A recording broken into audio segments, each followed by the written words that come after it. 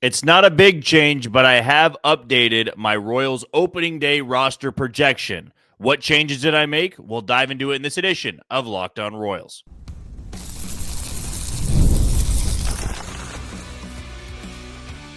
You are Locked On Royals, your daily Kansas City Royals podcast. Part of the Locked On Podcast Network, your team every day. You are tuned into another edition of Locked On Royals in the Locked On Podcast Network. I'm your host, Jack Johnson, and you can find me on Twitter or X at JohnnyJ_15. That's at JOHNYJ_15. You can also catch us on wherever you get your podcasts. That can be Spotify, Apple Podcast, Amazon Music, Google Podcast, we're on Odyssey and YouTube.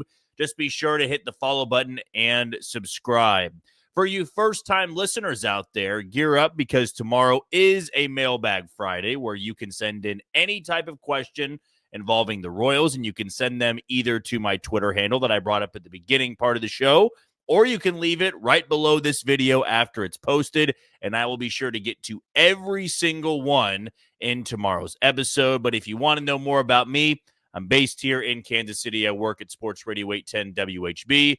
Do a couple things over there, variety of things, if you will. But when it comes to this podcast, when you click on this link, you know that you're going to be getting 30 straight minutes of Royals baseball. Today's show is brought to you by Wonderful Pistachios. Looking for a snack that's both delicious and nutritious? Get snackin and get crackin with the snack that packs a protein punch. Visit wonderfulpistachios.com to learn more. Today's episode is a long time coming because I had teased this after Monday's episode, and then we discussed the Adam Duvall news, then we discussed the Starling Marte news. So I wanted to push it off until we had really had a day where no Royals news was coming out there, no rumors were swirling about that we just simply had to get to. And since we've had a couple of spring training games since Monday, and this segment isn't just about these two games or so that have happened. It's more so about the last few weeks, some of the injuries that have popped up, and how it's impacted my 26-man roster. Spoiler alert, it's not anything too drastic. I believe there are still some position battles going on out there, and I do believe we're going to have a third segment kind of centering this over the next 3 weeks because the Royals may make a move.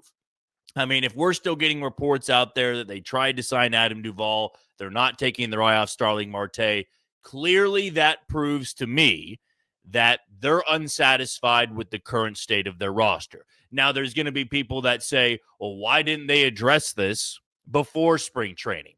Sometimes it's the way the market falls. And for guys like Adam Duvall, as we discussed in that Tuesday episode, he said he wants $3 million or he's going to retire. I believe it might be a bit of a smokescreen and a leverage point to get somebody desperate enough to give him the $3 million. It does not appear that the Royals are going to be that team that cave to that. But hey, you never know. Maybe they do feel desperate enough with the state of their outfield to go out there and get a platoon bat to maybe split time with MJ Melendez or Hunter Renfroe or whoever out there, and somebody that can play a corner outfield spot.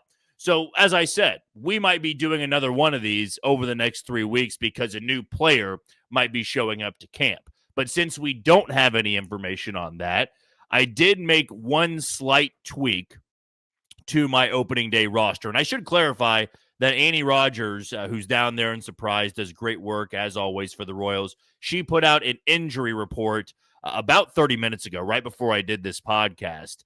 And Salvador Perez, who got hit on a backswing, I believe it was, in, I want to say it was Wednesday night's game. He had a laceration, was removed from the game. He has bruising below his eye, but he said, all good, practice today, game mañana, meaning tomorrow, of course. Alec Marsh, who's been dealing with that delayed start, had the tightness going into camp. I believe it was shoulder tightness. He'll face live hitters for the first time on Sunday. Carlos Estévez, who we're going to talk about in the second segment, he threw his best bullpen yet yesterday, and he's scheduled for another one on Saturday. He didn't seem too worried when he was dealing with the back tightness. So now it feels like he's going to be ramping things up and will be all good to go to have a couple of outings right before the beginning of the regular season. Kyle Wright is continuing his progression, and he's scheduled for a bullpen on Saturday. Dairon Blanco is back to on-field activity and should see game action, likely a minor league game first, but soon. And Sam Long has a big bruise on his hand after a line drive struck him there, but he was able to throw a bullpen today. And the Royals will take on, I want to say it's the Cubs tonight. Yeah, it's the Cubs in Mesa. Cole Reagans will be on the bump. He got roughed up last time out against the Cubs. He gave up 7 runs, and he'll go about 3 innings tonight. And then it'll be Carlos Hernandez, Jonathan Bolin, Thomas Hatch for 2 innings, and Andrew Hoffman from 1 to 2 innings.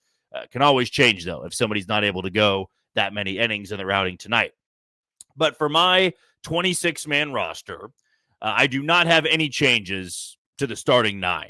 Now, the Royals had a lineup 2 days ago, or it might have been last night, where it appeared to be their opening day lineup, but Joey Wiemer was in for Kyle Isbell. You had India out there in left field, Bobby Witt Jr. at short. You had Vinny at first. Salvi was catching. Massey was at second base. MJ or Renfroe was in the 6th hole. I want to say it was Renfroe in right field. MJ was DHing. Then Garcia at third. And they had Wiemer in center, but I would put Kyle Isbell in center. And that, to me, would be the opening day lineup. Massey could always be out there and left, but I just feel that we're seeing a little bit more of India out there and left, and Massey's got better defense at second base. No changes there for me. Nobody in that starting 9 is going to be left off the roster, barring injury, of course. Off the bench, I'm fairly confident at this point Cavan Biggio is going to be there. Freddie Fermin's going to be there as well. And now the question becomes, for those 2 final bench spots, does Joey Wiemer make it? He did homer in the game on Wednesday night, but he's had a dreadful camp. Appears to be a bit overmatched at times, and I'm not sure the defense is doing enough to warrant an outfield spot. Dairon Blanco, who was just listed in Andy Rogers' injury report, he's returning to action, but is that missed time going to impact him making the roster? I believe that is a fair point to make, that because of that missed time, it's opened the door for some other players. And we're going to talk about 2 guys in the third segment that do have the door opened up, but I also might talk that down a little bit. So to me, there's 2 spots.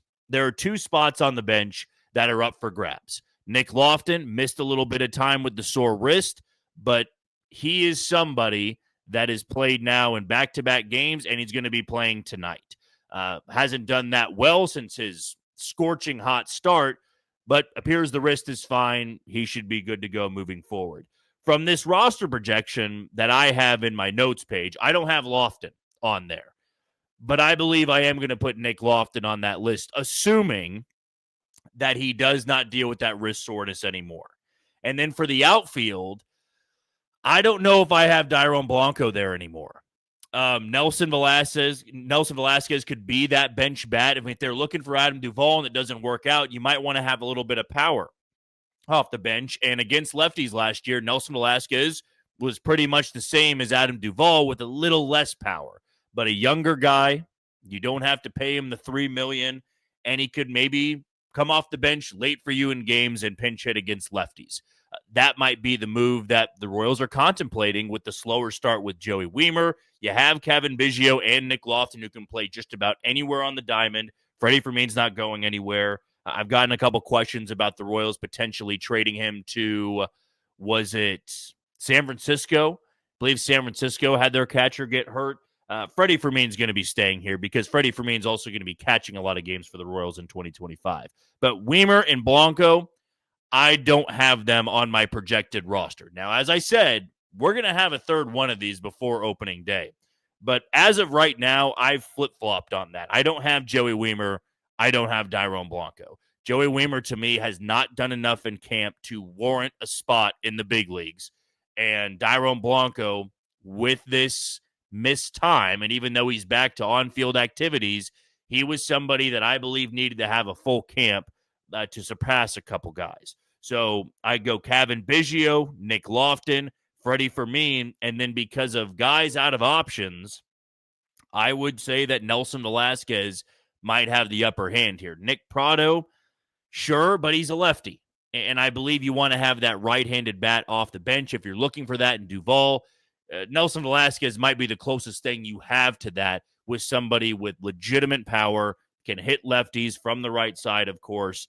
And no, he doesn't play great defense, but you're not asking for him to be a defensive replacement. That's what Cavan Biggio and Nick Lofton are out there for. So those, at this point in time, in this go-around, I have them on my bench.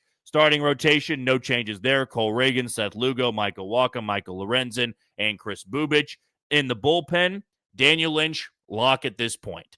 I don't believe that he's going to jump Chris Bubich for the fifth spot in the rotation. Bubich didn't have a great outing last time out, but I do believe it was a bit skewed. Bad luck, got kind of beat to death with a bloop single, if you will, and it sounds weird to say because he gave up 3 runs, but he was doinked to death. That's the phrase I was looking for. But he had some soft contact that chased him from one of the innings he was out there. But because of spring training, you can always return if somebody replaces you in a game. Got a couple of good strikeouts with that slider, that bullet slider, as he calls it. But then he got pulled the bases loaded in 2 outs after striking out Julio Rodriguez. And it was Simonelli, I believe, that gave up a bases clearing double that put all those runs on the line of Chris Bubich. I still don't believe he's in any danger of losing that 5th spot. So to that point, Daniel Lynch, he will be taking one of those spots in the bullpen. Serpa, feel pretty good about his spot. John Schreiber, Harvey Estevez, Erceg, they're not going anywhere. So to me, it's either Carlos Hernandez or Sam Long that could be in danger of losing the spot. Fortunately for Long, even though he threw a bullpen today, got hit on the hand, no lefty has done enough, in my opinion, to grab that spot from him. And Sam Long hasn't had the greatest of camps. We haven't seen him pitch too many times. I want to say I've only seen him pitch twice. But Evan Sisk hasn't done enough, in my opinion. Noah Cameron hasn't done enough, in my opinion. So Sam Long feels pretty safe for that role. And then I brought up either last week or at the beginning of this week that Chris Stratton might be making a pretty good run for that final spot because he's out of options, and Carlos Hernandez, same thing, but Hernandez hadn't looked too good. We'll see what Carlos looks like in tonight's game against Chicago, but I'm losing confidence that Chris Stratton is going to be the guy that takes that spot from him. It's not just that he didn't have the greatest of outings, and it was only 1 inning, but I was hoping to see Chris Stratton roll into camp and almost be that surprise where we're not even talking about him. He's not making the team. He's getting traded. He's getting cut. And then he throws, 7 or 8 scoreless innings and strikes out 10 or 11 guys, barely walks anybody. And you're going, man, you got to keep him on the roster. He's just not doing that, though. He hasn't been bad, but to take the spot from Carlos Hernandez, I believe he really had to move the needle. Now, the guy that's leapfrogged him, in my opinion, is Steven Cruz. It's either going to be Carlos Hernandez or Steven Cruz, but I'm not wavering just yet on Hernandez. I believe he takes those spots. So the 2 spots I'm flipping on would be the bench spots there with Joey Weimer and Dairon Blanco. Okay, we're going to take our first break of the show. When we come back, what's the best move for the Royals? Closing games out with Lucas Erceg, Carlos Estévez, closer by committee. We'll give you our thoughts next on Locked On Royals. You are tuned into Locked On Royals and the Locked On Podcast Network. I'm your host, Jack Johnson, and you can find me on Twitter or X at JohnnyJ_15. Our next segment is going to transition to the bullpen, and more specifically, the back end of the bullpen. The Royals are going to have 2 fire breathers there, and Lucas Erceg and Carlos Estévez, and you can throw in Hunter Harvey if you want to. I just don't believe that Hunter Harvey's going to be put in too many ninth-inning situations unless they absolutely have to put him out there because the bullpen is so taxed. So the question becomes, who gets the first crack, right? Who is the guy that if it all plays out perfectly on opening day, and maybe playing out perfectly would be beating the Guardians 10-0, but if it's a 1-run game, a 2-run game, and Cole Reagans goes 6 innings, how are you handling the bullpen? Is it going to be Hunter Harvey, Lucas Erceg, Carlos Estévez, or is Estévez going to get the 8th and Erceg the 9th? We know Matt Quatraro loves to really mix and match with the bullpen. No guy has a set role, but also he's not throwing John Schreiber out there in the 9th inning to close out games unless, like I said, with Harvey, he absolutely has to. Like John Schreiber has a pretty consistent role where he's going in there to get 2 more outs in the inning. He might be that first guy to come out of the pen in the 6th inning if the starter only goes 5. Like his role feels pretty set. But some of those back 3 guys, they could be appearing whenever, right? You might have to go to Erceg or Estévez in the 7th, saving one of the other guys for the 9th. That's just how Matt Quatraro handles that bullpen. But to me, the more that I evaluate this bullpen, and I go over these guys' strengths, and even though, yes, it is going to happen this year where we see multiple guys close out games, it's not going to be a world in which one guy is going to get all 50 save opportunities or something like that.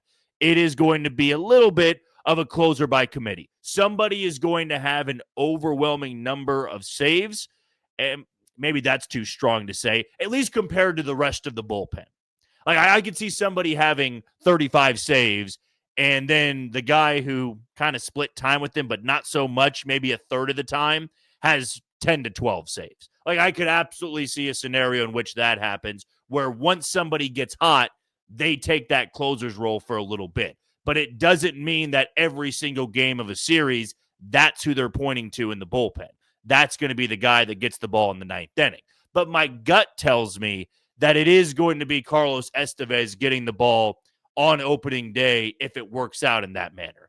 Because I do strongly believe that baseball games are rarely decided, right, in the fateful ninth inning. And let me clarify this, because, yes, the final 3 outs of the game, if it's a 2-1 game and your closer comes in there and he gets 3 outs, you go, that decided the game. No, that ninth inning was the difference. But to me, it's different.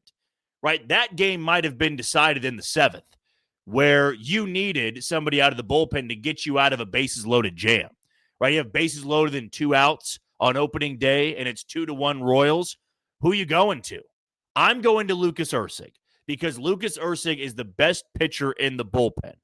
And you could argue he's the second best pitcher on the roster behind Cole Reagans. Like, pure stuff-wise, nobody else in that bullpen has as electric stuff as Erceg does. So that would be my take at it. Not to say that Carlos Estévez couldn't handle a situation like that, but you have Erceg, who wasn't the closer in Oakland last year before he came over to Kansas City. It was Mason Miller. Like, Lucas Erceg was the setup guy. And the Royals have a true setup guy in Hunter Harvey, who did it for years in Baltimore and years in Washington. So you have the setup guy, you have the fireman, and then you've got a guy with tons of closing experience over the last 2 years in Carlos Estévez. To me, that's what it should be tailored to. Where Erceg, if that moment's in the 6th, if that moment's in the 7th, I'm not hesitating. I'm not worrying about, oh, well, we won't have him for the 9th. That was last year when your 9th inning option was Hunter Harvey in the second half, or it was James MacArthur, or it was John Schreiber. You have guys in the back end of your bullpen that can get the save. John Schreiber has a big league save. Hunter Harvey does. Erceg does. Estévez does. Hernandez does. Those guys have grabbed the ball in the 9th inning. And who knows, maybe at some point mid-season, when James MacArthur gets healthy and looks good in Omaha, he's another one of those guys for the bullpen that could get you the final 3 outs. I know where a lot of fans stand with him. I'm just saying I'm not ready to give up on him just yet. But that's how I believe Matt Quatrero should handle this bullpen. And he's got a much stronger bullpen to tinker with this year than he did last year. Man, I mean, leaving camp in 2024, the closer for that team was Will Smith. And Will Smith had 22 saves for the Rangers the year before. Will Smith was also barely touching 90 miles an hour.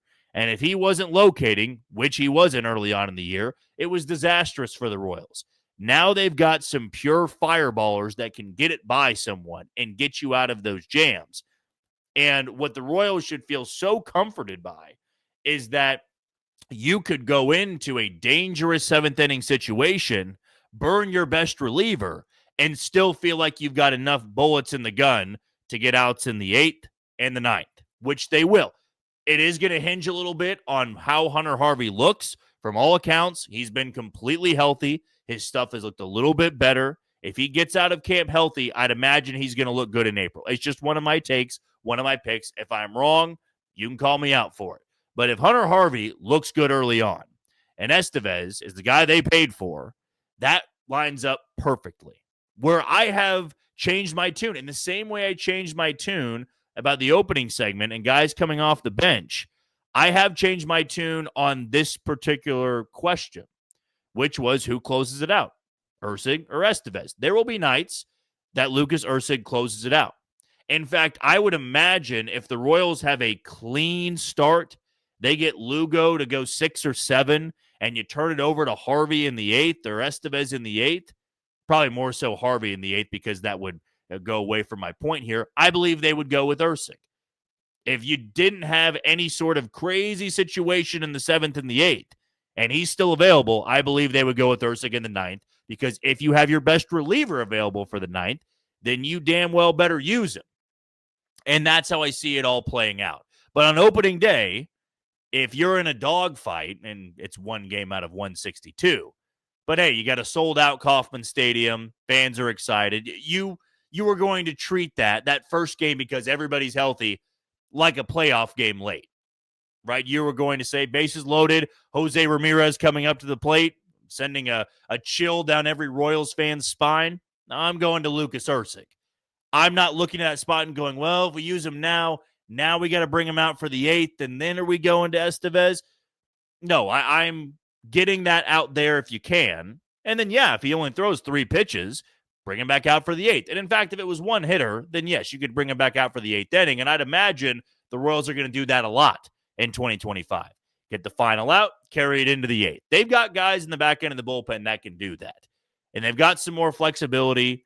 They've got guys that are stretched out. They've got guys that throw hard. It's a good-looking bullpen early on. And if they can escape camp completely intact, completely healthy, that's how I'm seeing it playing out early on in the season. There's always that world where Estévez doesn't look good in the closer's role, and then boom, you make that switch, and it's Lucas Erceg, and then Estévez becomes the fireman, or Hunter Harvey or Serpa. Somebody else has to emerge as the fireman, because you can't be blowing games in the 9th inning. That can be the difference in you making the postseason and falling just short. Okay, we're going to take our final break of the show. When we come back, why are we not talking enough about Tyler Gentry and John Rave making this roster, or maybe one step further, being a starter on opening day? I'll tell you why next on Locked On Royals. You are tuned into Locked On Royals on the Locked On Podcast Network. I'm your host, Jack Johnson, and you can find me on Twitter or X at JohnnyJ_15. Want to give a shout out to our one and only sponsor today in Wonderful Pistachios. Looking for a snack that's both delicious and nutritious? Crack into a good source of protein with Wonderful Pistachios. Wonderful Pistachios is one of the highest protein nuts, and each 1 ounce serving has 6 grams of protein, giving you over 10% of your daily value. Plus, they're packed with fiber and better-for-you unsaturated fats to help you keep you feeling fuller longer. Get snackin and get crackin with the pack that has a protein punch. Visit wonderfulpistachios.com to go and learn more. Again, that's wonderfulpistachios.com to learn more about the snack that keeps you fuller longer. The last segment we are going to be diving into here actually is a little bit of a nod to one of our commenters. So again, if you're that first-time listener and you leave a question below one of the videos, I'm going to be looking at all those comments, seeing if there's a segment idea that comes out from it. And for our guy Shane, who comments pretty regularly on YouTube, this one is from a question that he posed about Tyler Gentry, John Rave. Why are we not talking more about these guys? I would take them over a Kyle Isbell or maybe a Hunter Renfroe. And it sparked an idea for me as to maybe give more clarity why the Royals view those guys differently, and maybe how you have to evaluate spring training. Because we all know spring training is fool's gold. 90% of the time, it's fool's gold, where we just buy into the hype a little bit too much. I do it. Everybody does it. You try to differentiate what's true about spring training and what's just completely false about spring training. And you get a former player's thoughts on it, they're going to say it's completely pointless. As I said in one of my previous podcasts this week, AJ Przinsky was talking about spring training, saying there's not anything you can take away from it. It's all exhibition games. Guys are working on different things. There's nothing about the batting average, the ERA, that means anything. Like, for example, Cole Reagans has a 14.7-something ERA going into tonight. That's not going to be a concern going into the regular season. He's working on things. Sometimes you just don't have your best stuff, and you're not trying to grind through it in the same way you would with the regular season. So for these minor leaguers, because I do need to bring up this point, I said for guys like Nick Lofton, Kevin Biggio, guys trying to make the roster, this is their tryout. This is their only opportunity to prove that they are worthy of a 26-man roster spot. They oftentimes are going to play better than the regulars. We saw Tyler Gentry open up spring training with a gargantuan home run. It was absolutely crushed. He looks bigger. His approach was good in the couple of bats that I saw. His BP when I was down there looked pretty strong, looked smooth. Nick Lofton, another one of those guys, opened up hitting .714 in spring training. Biggio looks great. There's just no telling if that translates. And so for the question out there that was posed by Shane, why not Tyler Gentry? And Tyler Gentry got a shot in the Royals playoff chase late August, early September. Only got 5 at-bats. I want to say struck out 2 or 3 times. Never reached base. And it was a tough spot to put him in, so I'm not really buying into 5 at-bats and that being the reason why the Royals say, no, he's not ever going to be an everyday starter for us, because that's just not the case. There is a world in which Tyler Gentry or John Rave could be a starter for the Royals this year. But I feel that we are very critical of guys that didn't perform well last year. You look at Hunter Renfroe, Kyle Isbell, and the common consensus among a lot of followers that read my stuff or listen to my stuff, they say, well, you can put just about anybody out there and you'll get better production than Kyle Isbell. In theory, when somebody is well below average, that makes sense. It can't be worse than what that guy's giving us. If Hunter Renfroe goes out there and hits a $185 for 3 months, well, put Tyler Gentry out there. He can't be any worse. You can have those conversations. But coming out of camp, it's very rare for a front office to take what a prospect does, or even an older prospect like Gentry and Rave, and say, that is going to be better for us than what Hunter Renfroe might do. Because I can tell you this with honesty, that people in baseball will bank on a veteran bouncing back than a rookie or maybe a 24, 25, 26-year-old prospect taking what they do in spring training and just gliding into the regular season and never skipping a beat. It can happen, but more so than me, more so than you.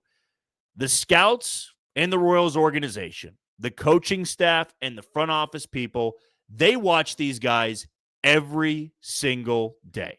They've got eyes on Tyler Gentry and John Rave down in Omaha. They have people relaying information. And they have scouts that have been following the game for a long time. They've got old school scouts. They got analytical guys that will say, hey, when they get to the big league level, they're going to be attacked like this. And it's why you can't always fall victim for not just spring training numbers, but AAA numbers. Now, don't get me wrong. I love Tyler Gentry. I want to see Tyler Gentry get a shot. I want to see John Rave get a shot as well. But it's not always that perfect comparison of good minor league numbers should be able to translate. And that goes even if Hunter Renfroe and MJ Melendez and Kyle Isbell start off slowly. I can tell you, Kyle Isbell is this team's center fielder this year unless he gets banged up. They love the defense out there too much. They bank on the bat being fine in the 9-hole, and there's nobody else in center field, the minor league level, that can take that spot at this point in time. They could upgrade at the deadline, but we're not to that point just yet. With Melendez, he's 26. Okay, so Gentry and Rave are not far behind him, but Melendez has 3 years under his belt. He's seen big league pitching. He's seen playoff baseball, and it's all about overexposure. Some guys are down in the minor league level for a long time. Whit Merrifield's the perfect example. And when he got to Kansas City, never missed a beat. Never really struggled, to be honest with you. And that can happen. And scouts can be wrong, and front office people can be wrong. But when you hear front office personnel, scouts, coaches talk about certain guys, like the Royals have always been high on MJ Melendez. And that's not just one man's opinion. That's multiple people. And we'll see if this new stance works out. Maybe it does, maybe it doesn't. They will have a shorter leash with him playing poorly than they did last year. They won't be afraid to yank him off the field if it's, 150 after the first 2 months of the season. And it may not even be the first full 2 months of the season. But I'm just not sold that if that happens, or Renfroe doesn't play well, or he's not healthy, you bring up Tyler Gentry and it's let's see what happens because it can't be worse than that. No, I'll take the Buddy Bell quote here. Never say it can't get worse, because there is a possibility it can. right, where somebody looks completely overmatched, right? I remember, in fact, last year, a guy that I now have on my opening day roster, Nick Lofton, was one of those guys that people were clamoring for. More at bats, get him out there, lead him off. He did lead off a couple of games for the Royals in 2024, but you can't play Adam Frazier over him. You can't play Garrett Hampson over him. And when Nick Lofton got an extended period of playing time, he really went into a bad slump. I want to say it was 4 for 50 or something like that. So, yes, it can get worse than even a 220 average. You could have somebody that is a black hole in the lineup. But what I try to give way to, if you will, and it was a great question, by the way, Shane. I'm not turning it down by any means, but I'm trying to give clarity on why they're not getting more recognition as a starter or somebody to make the roster. Because teams, and not just the Royals, are going to give way to those that have been in Kansas City before. And hitting 400 in spring training ain't going to do it. Nick Prado did that last year, and he never got an at-bat in Kansas City. That's just the way things go. They don't want to put too much stock into it. And what Gentry and Rave can do is take a strong spring and carry it into Omaha and hit 350 in the first month, hit 330, have all the tools, working for them in that first month of the season when it's cold in Omaha and it can be hard to hit. You do that, you are going to be on their radar. But the best case scenario for the Royals is Melendez looks good this year, is Isbell becomes a league average hitter, and Renfroe stays healthy. The best case scenario is that, unfortunately, those guys don't end up in the lineup every single day, because that would mean something has gone wrong again with the outfield. And I hate to say it for those guys because they deserve a shot, and they could get a shot on the bench. But when I'm just talking about starting every single day, if that happens, one of those guys, once again, is not worked out.